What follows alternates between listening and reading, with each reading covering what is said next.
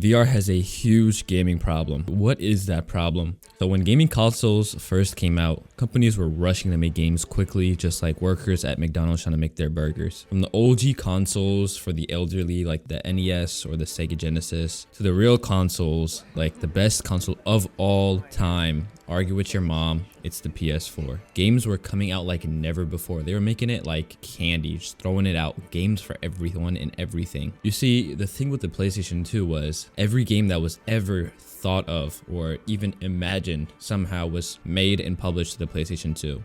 I'm talking Monsters Incorporated, Downhill Domination, Ben 10 Destructor of the Universe, Mortal Kombat, Ratchet & Clank, Crash Bandicoot, and so many iconic games on this console just because they were dishing out games. As a matter of fact, let's look at the numbers. Let's get a little nerdy right now. There were over 4,000 games made for the PlayStation 2. Over 4,000.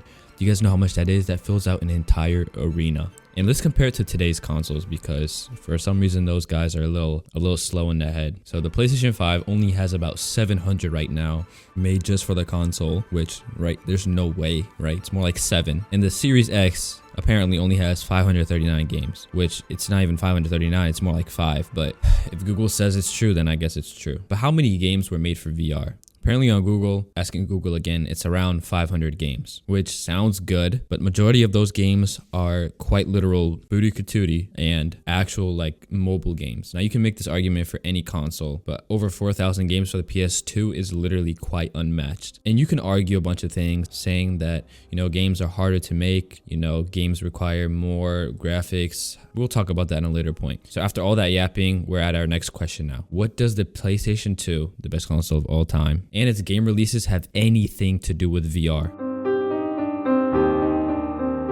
You see, PlayStation 2 and early consoles and VR are super similar because they're both super early technologies.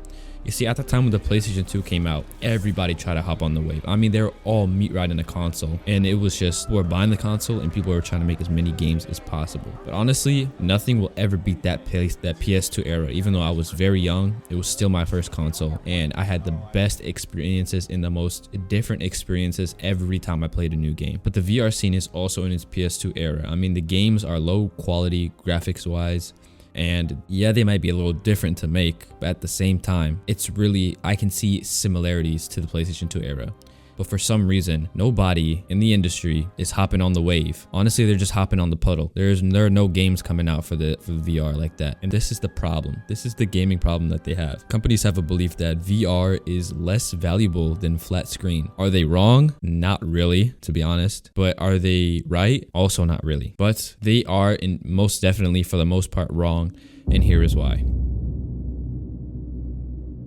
First of all, we have to break a common belief, a thing that we all have lived and died by, and it's that VR games and flat screen games have to be of the same quality. No, they do not, okay? You ever seen that thing where it said they can't be two pretty best friends? It's this situation. The flat screen games are the pretty best friend and VR games are not. As a matter of fact, VR games, in my opinion, have to be of a lower quality. And I'm talking in terms of graphics and fidelity. Like, you cannot be playing VR in 4K on a mobile headset device like the Quest, which is the most popular way to play VR.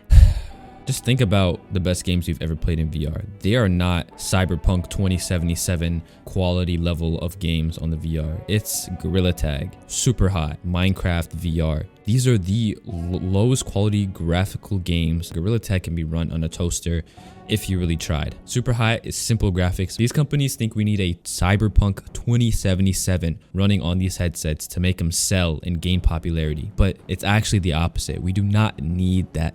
We need games like Super Hot. We need more Gorilla Tags. We need games made specifically for VR that can't be played on flat screen games. Super Hot was an OG flat screen game, but it's just one of those games that got lucky in the lottery and it just happened to transfer to VR super well. Gorilla Tag, you can even dream of playing it on flat screen. Now, there probably is a way, but 99% of players aren't going to do it. It's probably going to be that one YouTuber who thinks that they created a banger YouTube video idea. And most of the time, those videos go crazy. That's what makes Gorilla Tag so unique though. It's exclusive, it's special, and games don't have to be amazing, which leads us to our next body paragraph. And it's that VR games do not follow the same rules as flat screen games. Now, when companies make games, they always follow the same rules for VR as they do for flat screen. I mean, think about it. Every VR game has the same menus as flat screen games, the same overall concept, but it just can't work. It's the same way we went from board games to flat screen games. We went from flat screen games to VR games. Like, it's not really equivalent to say, but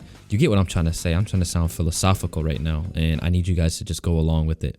But companies don't see this, which causes them to not make games, which then makes people not buy the headsets, which then makes people not make content for the headset in VR, creating this giant snowball effect. And it just will keep going and forever and forever. But content is king in terms of anything, right? You play football, you see football everywhere. You see the World Cup everywhere. You see speed everywhere. You see Kai Cenat everywhere. You see content, people creating content for it, and it just helps bring awareness and it makes the thing more and more popular. But honestly, VR, it's winning a losing battle. How do you win a losing battle? So finally, we've reached the ultimate statement. VR can become so much. It could grow up to be the LeBron of gaming. Right now, it's just a rock, but it's being held back ferociously and subdubitatively. Don't ask me if that's a word, but it can fly. The same way I'm about to fly on these people in Black Ops 6. Everyone have a good day.